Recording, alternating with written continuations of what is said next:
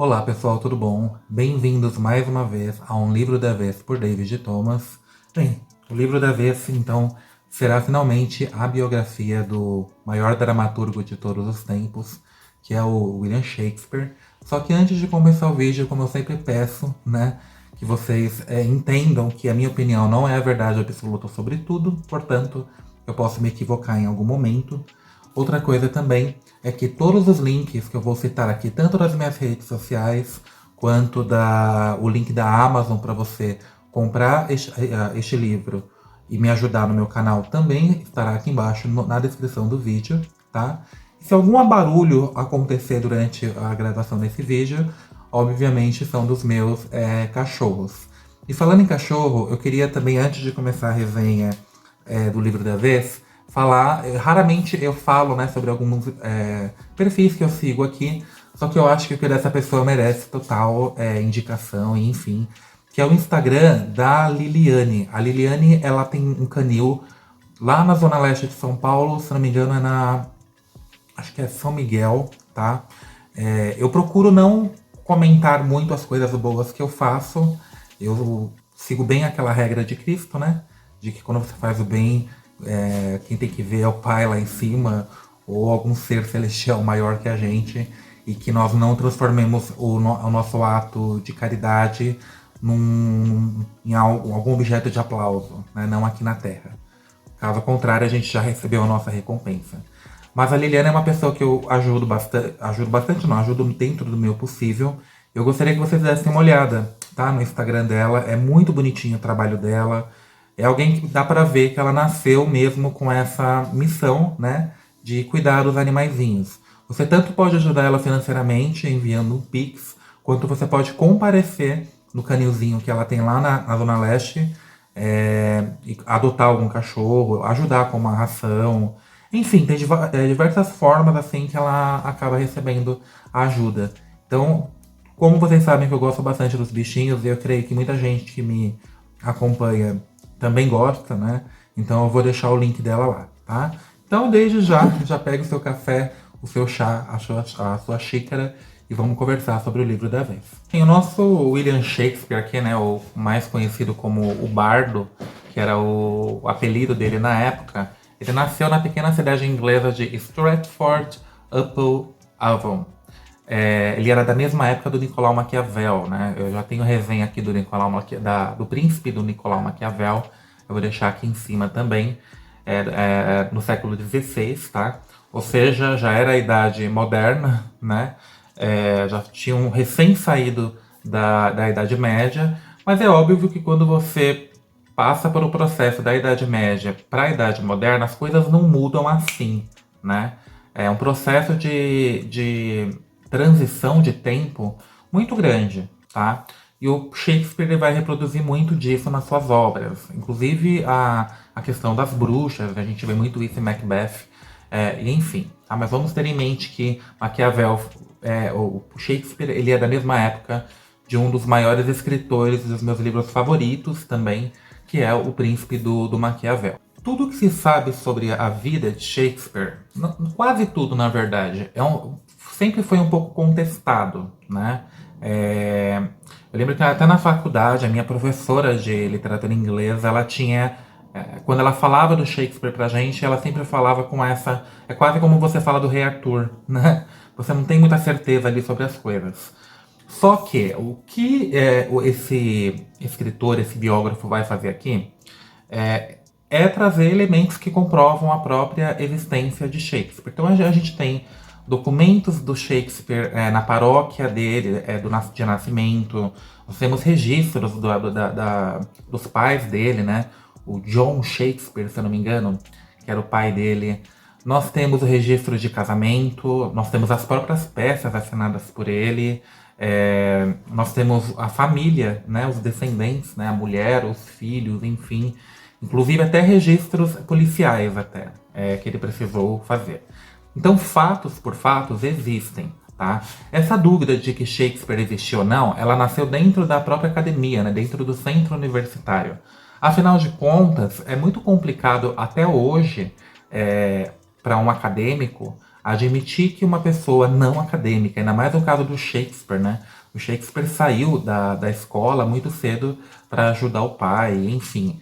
Então é muito difícil para um acadêmico admitir que uma pessoa simples, né, pudesse escrever obras tão complexas, que atravessaram o tempo, inclusive. Que é o caso de Romeu e Julieta, Otelo, Macbeth, Hamlet e por aí vai, tá? Então essas dúvidas, na verdade, surgem dentro do ramo ali universitário, né, da academia, por não quererem admitir que uma pessoa simples pudesse escrever tão grandes obras assim. Foi o que de fato aconteceu. Mas aí há diversos registros. O biógrafo aqui ele vai trazer diversos elementos que comprovam a existência de Shakespeare. Então não há mais motivos para a gente poder ficar naquela dúvida de que se Shakespeare existiu ou não. O biógrafo que eu me refiro... Esse livro ele foi publicado em 1932, tá? Ele foi publicado por esse... Ou ele é francês ou de origem francesa, isso eu não pesquisei. Claude Mortet. Eu sou péssimo em francês. Vamos dar uma olhada aqui no como se pronuncia. Claude Mortet. Até que não errei tanto, tá vendo? Eu tenho que estar mais na hora de eu tomar vergonha na cara e começar a estudar o francês, que é uma língua que eu sempre quis estudar, enfim, eu acho uma língua linda, mas não errei tanto. Tanto que até hoje, essa cidade, né, essa pequena cidade aqui, que o Shakespeare nasceu, tudo basicamente gira em torno do dramaturgo, tá? Se você for lá na igrejinha, né, de Holy Trinity Church, você encontra os registros do batismo, né, do William Shakespeare. E, enfim, né, então você vai ter aqui várias evidências, sim, de que ele de fato existiu. Eu tô falando aqui, e eu me esqueci de mencionar também a data do nascimento do Shakespeare. Nasceu no dia 26 de 4 de 1564. Tá? Então é uma coisa que a gente não pode esquecer. Uma coisa também que a gente não pode esquecer de mencionar é o seguinte. O Shakespeare, gente, embora ele seja de fato, né, o maior dramaturgo de todos os tempos, ele não inaugurou o teatro, né, na Inglaterra, tá? O que aconteceu no caso do Shakespeare, já tinha outros dramaturgos, inclusive, na época, tanto na Inglaterra como na França, com suas diferenças, enfim. Só que o teatro em si, ele só vai voltar a ganhar força na era elizabetana, no século XVI, graças à Rainha Elizabeth e também ao próprio Shakespeare, tá? Então, a contribuição histórica para o Shakespeare dentro da dramaturgia foi essa. Ele não inaugurou, mas talvez até mesmo com a mesma importância, né, ou até maior, ele que deu a força desde esse teatro que já tinha perdido força lá na antiga Grécia. E aí, em 1623, é encontrado um dos livros mais importantes da literatura, que é a coleção em fólio, né? De todas as peças do Shakespeare, do Bardo. E algo interessante de se mencionar é que assim que esse livro é encontrado, retornam-se aquelas questões lá do passado. Né? Como que uma pessoa pobre, sem estudo, pôde escrever obras tão importantes e complexas como Hamlet, etc e tal. Seria Shakespeare, então, um pseudônimo de algum personagem da elite inglesa do século XVI que não queria ser identificado? Então vamos novamente retornar às evidências da existência do bardo. Nós temos, vejam só, registros paroquiais, como do seu batismo, do próprio casamento, dos filhos, etc e tal. As peças em si, né? E até depoimentos na justiça, né? Nós temos atestando a existência do Shakespeare. Aí você fica assim, gente, como é que até hoje, né? Lembro que na época da minha faculdade, a minha professora, que era muito boa, diga-se de passagem, mas eu acho que foi uma falta até de pesquisa, né? Ela não que ela tenha necessariamente contestado, mas ao mesmo tempo ela nos informou, gente. Não se sabe se Shakespeare foi de fato um personagem, né, uma personalidade, ou se foi até mesmo uma escola literária da literatura inglesa. E aí isso foi somando ao longo do tempo. E aí você lê uma biografia pequena como esta, né? Você vê que é uma biografia bem pequenininha. Tem aqui nessa minha edição, quantas páginas? Não chega nem a 230, que poderia facilmente sanar a dúvida, né, de qualquer acadêmico ou não. E aí agora a gente começa a entrar nos aspectos mais pessoais da vida do Bardo, porque assim, ele se casa com a Anne Hathaway, e eles têm filhos, né, enfim, e um desses filhos vai se chamar, e vai falecer inclusive em 1596, chamado de Hamnet. E isso nos lembra Hamlet, que é uma das peças do Shakespeare, tá? Esse evento vai mexer bastante com a cabeça do Shakespeare, da família. Só que assim, a vida do Shakespeare em si, gente, embora grande escritor, grande dramaturgo, tem muitos aspectos ali que precisam ser muito bem analisados. O que a gente sabe bastante sobre a vida do Shakespeare nesse aspecto é que é o seguinte. Ele se casou com ela, teve filhos, só que era um casamento um pouco diferente, um pouco moderno demais até para o século XVI. Pois assim, ela passava a vida inteira, era uma bem dona de casa mesmo, vivia na cidade natal do Shakespeare, lá na casinha, lá inclusive o Shakespeare ele foi muito inteligente nesse sentido, ele comprou vários imóveis na era de grande sucesso dele, enfim, tá? Especialmente na cidade natal. E ele passava a maior parte do tempo, assim, a maior parte do casamento dele, ele viveu em Londres, né, por conta dos trabalhos. E vale lembrar também, gente, que Shakespeare, ele não estourou como grande dramaturgo, ele começou, na verdade, como ator. Né? Então, de ator, ele foi para dramaturgo, né? Dramaturgo, os que escrevem as peças de teatro. E aí vai ter outras questões, assim, que vão complicar um pouco. Pois assim, gente, desconfia-se muito que o Shakespeare, ele tinha uma relação bissexual. Ele era bissexual, né? Porque ele casou com mulher, teve filho, enfim. Muitos historiadores, enfim, pesquisadores de Shakespeare, dizem que o Shakespeare ele mostrou a sua verdadeira essência não nas peças, né? Pois nas peças ele se aprofundava mais na questão do comportamento humano e social, etc. Mas o que ele foi mostrar mesmo nas peças foi o que estava dentro dele. E aí, vamos lá. Eu não vou me aprofundar muito porque isso daí aparece nos sonetos, poesia, enfim, são gêneros, até contos, são gêneros que todo mundo que me conhece sabe que eu não gosto muito. Então não vou me aprofundar como um grande conhecedor, né? Mas é muito interessante algumas coisas que a gente viu aqui, que eu vi aqui. Os sonetos do Shakespeare, ele vai criar ali dois personagens. Um é a Dark Lady, né? Que é uma mulher supostamente negra, né? Dark Lady. E o outro é o Fair Boy, ou Fair Man. E ele, ao longo desses sonetos, ele vai demonstrar muito amor, né? O eu lírico desses sonetos vai demonstrar muito amor por este rapaz. E também e esse rapaz, né? Esse Fair Boy, parece que ele se apaixona por essa Dark Lady ao longo de todas as poesias que ele vai construir ali. E ele, durante o tempo todo, o Shakespeare, o eu lírico, né, ele vai demonstrar um certo ciúme. Aí a pergunta que se fica seria... A poesia a gente joga tudo, né, que a gente sente nela. Então seria esse Fair Boy um personagem real da vida do Shakespeare? E seria também esse personagem um dos motivos, né, que fazia com que Shakespeare passasse a maior parte do tempo longe da família e, enfim, é umas coisas. Eu queria dar uma lida aqui para vocês. Tá na página 109. Vejam só. Cadê?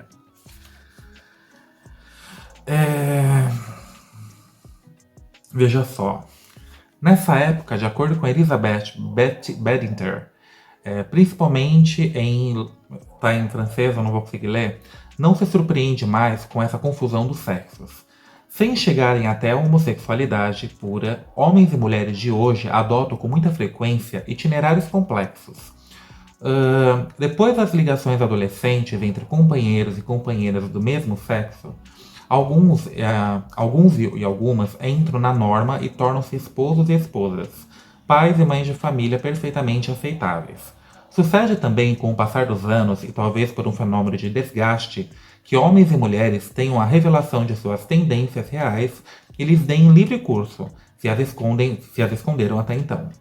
Há igualmente o caso dos que atuam nos dois palcos e de vez em quando nos surpreendemos de saber, em geral, pela crônica policial, que determinado indivíduo muito respeitável, pai de família e marido exemplar, entrega-se às práticas homossexuais ou mesmo pedófilas. Na maioria das vezes, o mal-estar de nossos contemporâneos vem de fato de que não souberam se decidir ou confessar a si mesmos suas verdades, seja porque temem o opróbio, seja porque nunca ousaram mergulhar nas regiões profundas do inconsciente, no qual se dissimula sua verdadeira natureza. Enfim, eu vou dar uma lida aqui nos próprios sonetos. Vejam só esse daqui, ó. Um rosto de mulher que a mão da natureza pintou, assim é o teu, dona da minha paixão. O gentil coração de mulher, mas desprovido do que é inconstante e costuma ser falso nelas. Um olhar mais brilhante possuis, mas sem os falsos. Voltei os que adulam todo objeto onde pousam, homens no aspecto e todos eles dominando. Cativas os olhos dos homens e a alma das mulheres, pois para ser mulher foste primeiro criado. Mas a natureza te moldou com carinho e te dotou de um aditivo que me derrota. Veja isso aqui. Uma coisa que não serve a meu opróbio, e já que tens um membro para o prazer das mulheres, que teu amor seja meu e o seu uso o tesouro delas. Gente, enfim, eu não vou me aprofundar muito nisso daqui. Primeiro porque é erótico demais, né? Segundo porque soneto é um gênero assim que eu não gosto. Mesmo partindo do Shakespeare, que é um autor que eu gosto bastante. Então vamos partir para outra parte, para outra análise aqui, outra área da vida do Shakespeare, porque é um assunto muito complexo para mim. Os contemporâneos de Shakespeare, eles falam que o dramaturgo, né, o bardo, ele era muito íntegro, era um cara muito íntegro. Não foi um marido presente, vamos pensar assim, né? Ainda mais com os últimos relatos, mas foi um bom pai.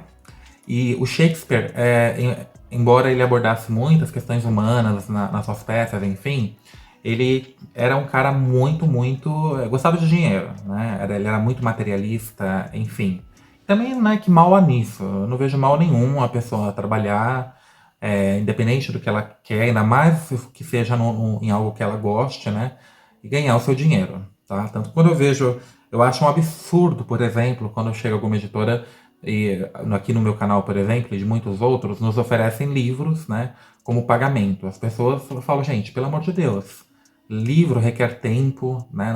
Vejam que tem mês que eu gravo, tem mês que eu não consigo gravar, deixo para gravar depois. Esta resenha, por exemplo, eu estou gravando ela com um mês de atraso, né, da leitura, um mês depois da minha leitura. Então, assim, não tem problema nenhum a pessoa ganhar dinheiro. Eu não vejo em ela ser materialista, enfim. Desde que ela não roube ninguém, não machuque ninguém. Então, isso pra mim nunca foi um demérito, tá? Na época, eles vão ter que lidar também com a peste negra. E a peste negra vai obrigar o Shakespeare a entrar numa quarentena, né? E aonde ele vai se dedicar, quando ele vai se dedicar, então, muito à leitura, embora ele já lia bastante, a escrita de novas peças, enfim. E vamos pensar, nós vivemos isso em 2020, né? Então, a gente tem chamada de vídeo, temos Netflix, temos iFood, temos todo um mundo muito, mas muito diferente do que era lá no século XVI. Não precisa nem no século XVI, basta ir há 2 séculos atrás, né? Então, assim, o cara ele só tinha isso pra fazer mesmo, ainda bem que ele tinha isso. E ele vai sobreviver a isso e vai sair muitas peças também dessa época. Lá por volta de 1580, nós vamos ter então a presença da Rainha Elizabeth.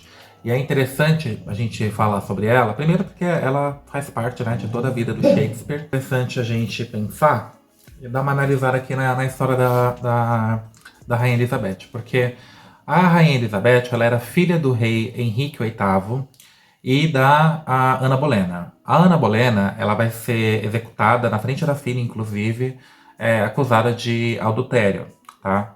Ela vai ter a sua legitimidade ao trono contestada por ser mulher. Só que ela chega, enfim, esse é o resumo básico da história. E ela adorava teatro. Ela adorava o teatro. Então o Shakespeare, vejam só, daquele ator de teatro, de rua praticamente, né? Que aos poucos foi galgando algumas posições de poder, se torna um dramaturgo, até que ele se torna de fato o dramaturgo da corte. Ele passa a trabalhar na corte. Então o Shakespeare é aquele cara bem visionário. Isso a gente não pode negar. Ele teve uma vida bem visionária. Né? Ele deixou um legado para os filhos, não deixou. Um dos admiradores do Shakespeare, que se baseou muito nele, foi o Oscar Wilde. O criador, né, o escritor daquele livro Retrato de Dorian Gray. Eu tenho aqui no canal também a resenha do livro dele. Só que assim, diferente do Oscar Wilde, mesmo que essa questão da bissexualidade, eles têm vida até parecidas. O Oscar Wilde, só que a diferença é que o Oscar Wilde chutou o pau da barraca, né? Ele assumiu mesmo, né? Enfim. E tempos também, a questão temporal é bem significativa. Só que o Oscar Wilde, ele morre na miséria, completamente solitário, né? Tudo que ele tinha ganhado com o Retrato de Dorian Gray e as outras, os contos que ele escreveu, enfim, ele perdeu na busca, né, incansável por homens, enfim. O Shakespeare não, ele teve ele soube dosar um pouco, né? Mesmo que eu venha desfrutar das minhas vontades, né? Eu não posso esquecer que eu tenho família, eu tenho filhos, e enfim, tenho mulher. Então, essa atitude o difere bem do Oscar Wilde. É curioso quando nós falamos sobre o teatro de Shakespeare no século XVI, porque assim, não havia efeitos especiais, não havia caixa de som, né?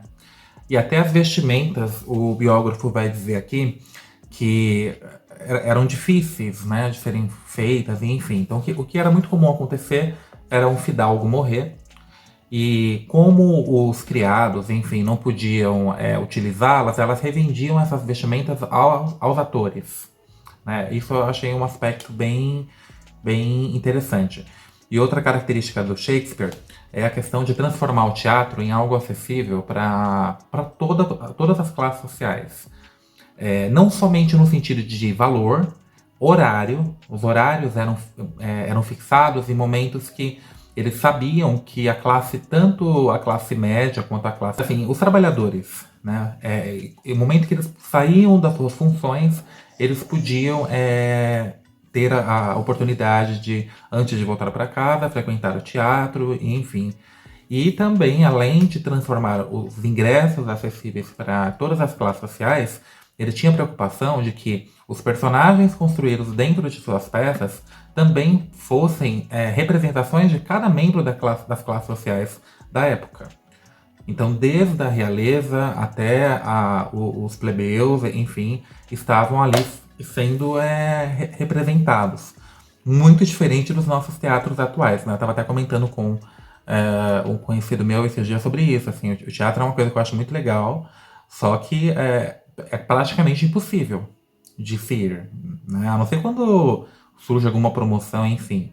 Mas a maioria das peças, de todos os nossos entretenimentos que temos na nossa era, o teatro, eu acho que economicamente falando, é um dos mais elitizados, vamos pensar assim. Só que também não dá para esquecer a questão da economia de energia, né? É algo que não tem como a gente desconsiderar. E a Londres, né, do período do Renascimento, ela não era segura. E aí, mais uma coincidência com a nossa época. Aí, outro aspecto da época que eu não posso esquecer de falar é a questão as mulheres, por muito tempo, elas não podiam representar papel nenhum no teatro. Personagens femininos eram representados por atores masculinos. Aí eu fiquei o tempo... Gente, foi impossível não pensar isso. Tentando imaginar Romeu e Julieta, mesmo o cara travestido, sendo representado por dois homens, ainda mais no século XVI. Não sei, vendo com o nosso olhar de hoje, no mínimo, ia ser cômico, assim, porque eu não entendo. Mas assim, desde o século VI, que foi o surgimento do teatro na Grécia Antiga, as mulheres já não tinham muito essa liberdade, né, de poder representar nenhum papel. Tá? Inclusive no Brasil, eu já vou falar disso também. As mulheres, elas só vão penetrar no teatro por volta do século XVIII, tá?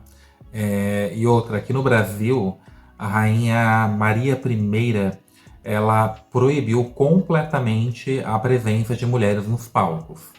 Salvo nos casos de, como não era a maioria, né? As peças religiosas. Porque as atrizes para essa rainha, elas eram consideradas prostitutas. E eu falei do Shakespeare, gente, e esqueci de mencionar o fato dele adorar bares, tá? Bares não, tavernas, né? O Shakespeare, ele era um boêmio de mão cheia. Então, isso também não é um demérito, ok? Desde que você não atrapalhe a vida de ninguém mesmo, né? Desde a sua casa até o cara que tá passando do seu lado na rua, isso não era um demérito. O Shakespeare, ele gostava bastante de beber. Inclusive, ele morre bêbado, tá? Não por conta da bebida, mas sim, ele morre numa noite de bebedeira.